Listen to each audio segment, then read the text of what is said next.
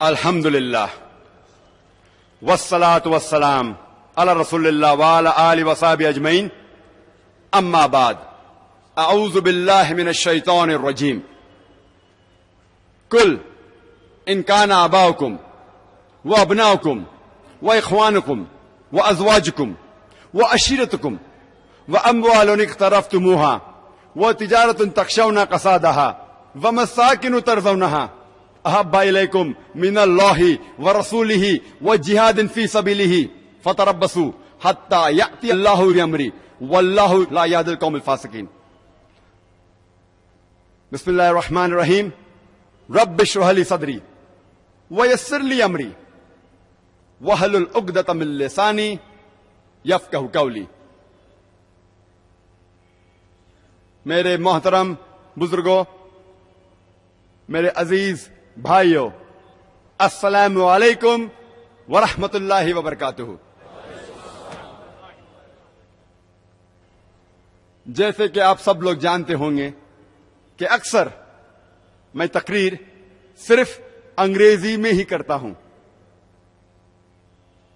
لیکن کیونکہ مولانا شوکت احمد صاحب نے مجھ سے اصرار کیا کہ بھلے آپ سارے تقریر انگریزی میں کیجئے کشمیری میں، لیکن کم از کم ایک تقریر اردو میں کیجئے۔ میری اردو کچھ فصیح نہیں ہے، وہ بمبئی کی اردو ہے، تو میں معذرت چاہتا ہوں، میں لکھنؤ کی اردو نہیں بات کرتا ہوں، اور میری تعلیم انگریزی میں ہوئی ہے، اسی لیے اس تقریر میں کئی غلطیاں کروں گا میں، تو اس کے لیے معذرت چاہتا ہوں۔ ہر تقریر میں بھلے انگریزی یا اردو میں ہو، جتنی بھی غلطیاں ہیں وہ میری طرف سے اور شیطان کی طرف سے، اور ساری حق کی بات جو نکلتی ہے وہ صرف اللہ سبحانہ و تعالیٰ کی طرف سے ہے۔ لیکن خصوصاً کیونکہ یہ تقریر اردو میں ہے، اس کے لیے میں واضح کرنا چاہتا ہوں تقریر کے شروع میں کہ کافی غلطیاں ہونے والی ہے اردو زبان میں، تو آپ اس کو نظر انداز کیجئے، اور تقریر کا جو مقصد ہے اسے اگر آپ دھیان دیں گے اور غلطیاں کو نظر انداز کریں گے تو انشاءاللہ اس تقریر کا کچھ مقصد حل ہوگا انشاءاللہ۔ آج کی اس تقریر کا موضوع ہے دعویٰ یا ہلاکت۔ پہلے ہم یہ سمجھ لیں دعوت کسے کہتے ہیں، دعویٰ یا دعوت کسے کہتے ہیں۔ ہم لوگ جو اردو زبان یا ہندی زبان جانتے ہیں، جب بھی ہم یہ لفظ دعوت سنتے ہیں فوراً ہمارے دماغ میں بریانی یا پلاؤ آتا ہے۔ دعوت یا دعویٰ کے معنی بریانی یا پلاؤ نہیں ہے، دعویٰ کے معنی ہے بلانا، اور دعوت صرف غیروں کو دی جاتی ہے، اپنوں کو نہیں۔ اور آج ہم کھانے کے دعوت کے بارے میں ذکر نہیں کرنے والے، ہم ذکر کرنے والے ہیں دعوت الاسلام، دین الحق، اسلام کی طرف بلاوا۔ عام طور پہ یہ لفظ دعوت جب بھی کوئی مسلمان اسلام کے بارے میں بات کر رہا ہے، بھلے وہ غیر مسلمان ہو یا مسلمان سے بات کر رہا ہے، اسے کہتے ہیں دعوت۔ لیکن خصوصاً ہم جب کہتے ہیں جو صحیح لفظ ہے، جب ہم غیر مسلمان سے بات کرتے ہیں، ہم غیر مسلمان کو اسلام کی طرف بلاتے ہیں، صحیح معنی میں اسے کہتے ہیں دعوت، کیونکہ دعوت صرف غیروں کو دی جاتی ہے، اپنوں کو نہیں، گھر والوں کو دعوت نہیں دی جاتی۔ تو اسی لیے جب ہم غیر مسلمانوں سے اسلام کی بات کرتے ہیں، اسے اسلام کی طرف بلاتے ہیں، اس کا صحیح لفظ ہے دعوت. اور جب ہم مسلمانوں سے اسلام کی بات کرتے ہیں، اس کا صحیح عربک لفظ ہے اصلاح. اصلاح کے معنی ہوتی ہے مرمت کرنا، سدھارنا. ہم جب مسلمان کو اسلام کے بارے میں اور علم اسے دیتے ہیں تو صحیح عربی لفظ ہے اصلاح. اور جب ہم غیر مسلمانوں سے کہتے ہیں کہ اسلام کی طرف آؤ، اسے کہتے ہیں دعویٰ. میں نے اس تقریر کے پہلے ایک آیت کی تلاوت کی جو سورہ توبہ سورہ نمبر 9 میں سے ہے.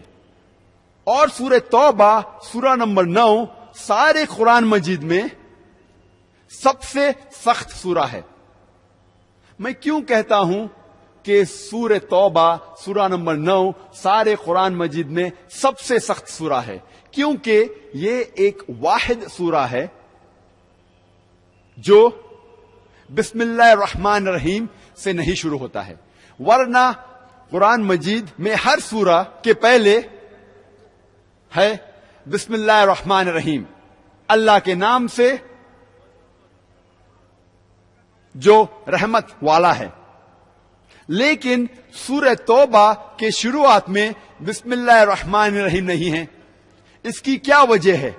مثال کے طور پہ اگر آپ اپنی اہلیہ، اپنے بیوی یا اپنی والدہ کے ساتھ شری نگر میں ڈال لیک کے قریب اگر آپ چل رہے ہیں، ڈال لیک کے بازو کی سڑک پہ سے چل رہے ہیں، اور وہاں سے ایک لفنگا، ایک بدماش آپ کی اہلیہ یا آپ کی والدہ کا ہینڈ بیگ چھین کے بھاگ جاتا ہے، آپ کیا کریں گے؟ آپ کیا کریں گے؟ آپ اس کا پیچھا کریں گے. اور جب آپ اسے پکڑیں گے آپ نہیں کہیں گے السلام علیکم ورحمۃ اللہ وبرکاتہ، آپ نہیں کہیں گے بسم اللہ الرحمن الرحیم، آپ کہیں گے اے بھائی صاحب ہینڈ بیگ دے دو نہیں تو میں گردن توڑ دوں گا، اے بھائی صاحب ہینڈ بیگ دے دو نہیں تو منہ پھوڑ دوں گا. آپ موضوع پہ ڈائریکٹ آئیں گے، فوراً آئیں گے. آپ السلام علیکم نہیں کہیں گے، آپ بسم اللہ الرحمن الرحیم نہیں کہیں گے، آپ موضوع پہ فوراً آئیں گے. بھائی صاحب میرے اہلیہ کا ہینڈ بیگ دے دو ورنہ گردن توڑ دوں گا. اے بھائی صاحب میری اہلیہ کا ہینڈ بیگ دے دو نہیں تو ٹانگ توڑ دوں گا. آپ موضوع پہ فوراً آئیں گے. اسی طریقے سے جب آپ سورہ توبہ پڑھیں گے، پہلی چند آیتوں میں اللہ سبحانہ و تعالیٰ ذکر کرتے ہیں کہ ایک صلح تھی، ایک سمجھوتا تھا مسلمان اور مکہ کے مشرکوں کے بیچ.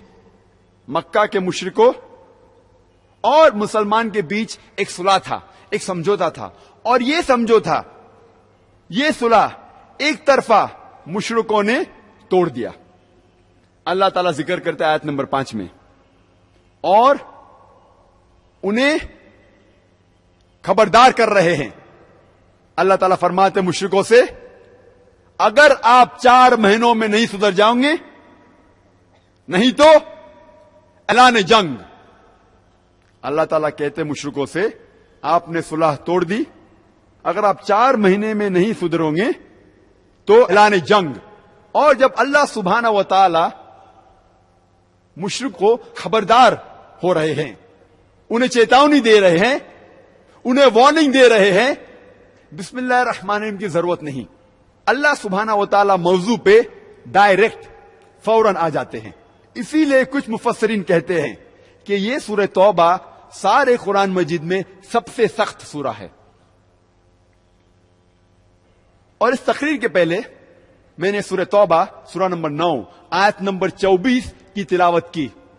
جب اللہ سبحانہ و تعالی آیت نمبر 24